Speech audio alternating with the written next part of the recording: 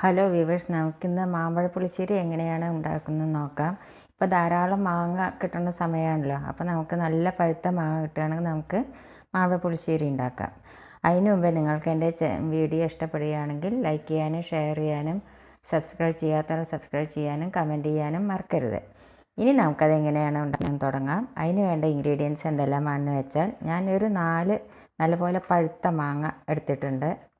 നല്ലപോലെ പഴുത്ത മാങ്ങ വേണം. ഇതിൻ്റെ മധുരത്തിനനുസരിച്ച് നമുക്ക് പുളി കൂട്ടാം. അത് നല്ല മധുരമുള്ള മാങ്ങയാണെങ്കിൽ ഒന്നുകൂടി നല്ലതാണ്.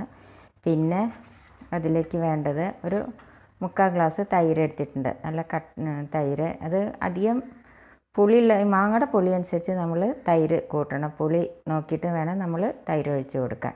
പിന്നെ കരിവേപ്പിൻ്റെ ഇല വേണം. പിന്നെ കുറച്ച് ഉപ്പ്, മഞ്ഞൾപ്പൊടി ഒരു 1/4 സ്പൂണ്, മുളക് പൊടി ഒരു 1/4 സ്പൂൺ എടുത്താൽ മതി. പിന്നെ അതിലേക്ക് വേണ്ടത് ഒരു 5 സ്പൂൺ നാളികേരം എടുത്തിട്ടുണ്ട്. പിന്നെ പച്ചമുളക് ഒരു 3 എണ്ണമാണ് ഞാൻ എടുത്തിട്ടുണ്ട്. നമ്മുടെ എരിവിനനുസരിച്ച് വേണം നമ്മൾ മുളക് ചേർക്കാനായിട്ട്. പിന്നെ ജീരകം ഒരു 1/4 സ്പൂൺ എടുത്തിട്ടുണ്ട്. പിന്നെ ഒരു 1/4 സ്പൂൺ കുരുമുളക് പൊടി എടുത്തിട്ടുണ്ട്.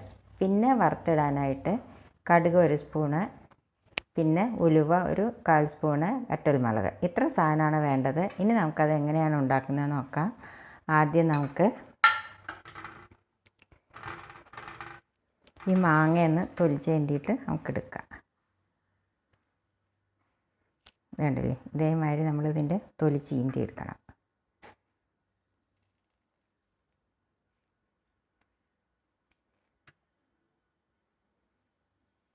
ഇതേമാതിരി ചീന്തി എടുക്കണം. ഇതേമാതിരി നമുക്ക് മറ്റേ മാങ്ങ കൂടി ഒന്ന് ചീന്തി എടുക്കാം. അപ്പം മാമ്പഴം ഞാൻ തൊലി കളഞ്ഞിട്ട് എടുത്തു. 4 എണ്ണം എടുത്തിരുന്നു, പക്ഷേ ഒരെണ്ണം കേടായിരുന്നു. അതുകൊണ്ട് 3 എണ്ണേ കിട്ടിയുള്ളൂ. ഇനി എന്താ നമ്മൾ ചെയ്യേണ്ടതെന്ന് വെച്ചാൽ, ഒരു ചട്ടി അടുപ്പത്തേക്ക്, അത് ചട്ടിയിലാണ് ഈ മോര് കറി ഈ മാമ്പഴ പുളിശ്ശേരിയൊക്കെ വയ്ക്കാൻ ചട്ടിയാണ് നല്ലത്. ഒരു ഗ്ലാസ് വെള്ളം ഒഴിച്ച് കൊടുത്തു. ഇനി അതിലേക്ക് നമുക്ക് ഈ മാമ്പഴം ഇട്ട് കൊടുക്കാം. ഇതിലേക്ക് നമുക്ക് ഈ മുളക് പൊടി, ഉപ്പും മഞ്ഞൾപ്പൊടിയും കൂടി ഇട്ട് കൊടുക്കാം. ഇതൊന്ന് തിളയ്ക്കട്ടെ. അത് തിളച്ച് വേവുമ്പോഴേക്ക് നമുക്ക് ഈ നാളികേരവും പച്ചമുളകും ജീരകവും പിന്നെ കുരുമുളകിൻ്റെ പൊടി കൂടിയിട്ട് നമുക്കൊന്ന് അരച്ചെടുക്കാം.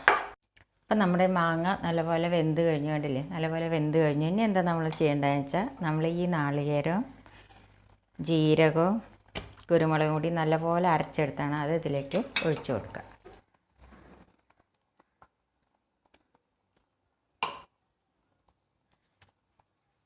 ഇതൊന്ന് നല്ലപോലെ ഒന്ന് തിളയ്ക്കട്ടെ. കുറച്ചും കൂടി വെള്ളം ഒഴിച്ച് കൊടുക്കുക.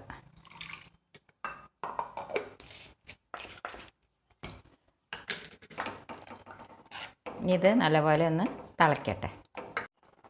അപ്പോൾ നാളികേരം ഒഴിച്ചിട്ട് നല്ലപോലെ തിളച്ച് കഴിഞ്ഞു. ഇനി എന്താ നമ്മൾ ചെയ്യേണ്ടതെന്ന് വെച്ചാൽ, നമുക്ക് ഗ്യാസ് ഓഫ് ചെയ്യാം.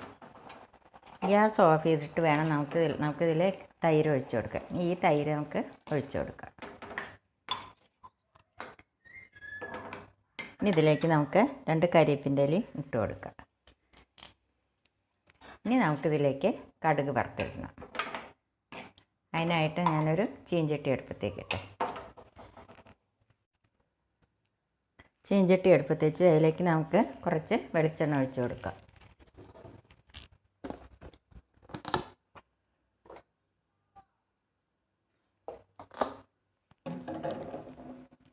ഇനി നമുക്കിതിലേക്ക് കടുക്, ഉലുവ ഇട്ട് കൊടുക്കാം.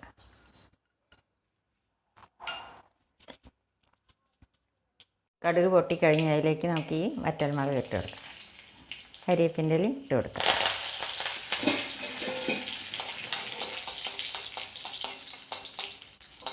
ഇനി നമുക്ക് ഇത് ഈ കറിയിലേക്ക് ഇട്ട് കൊടുക്കാം.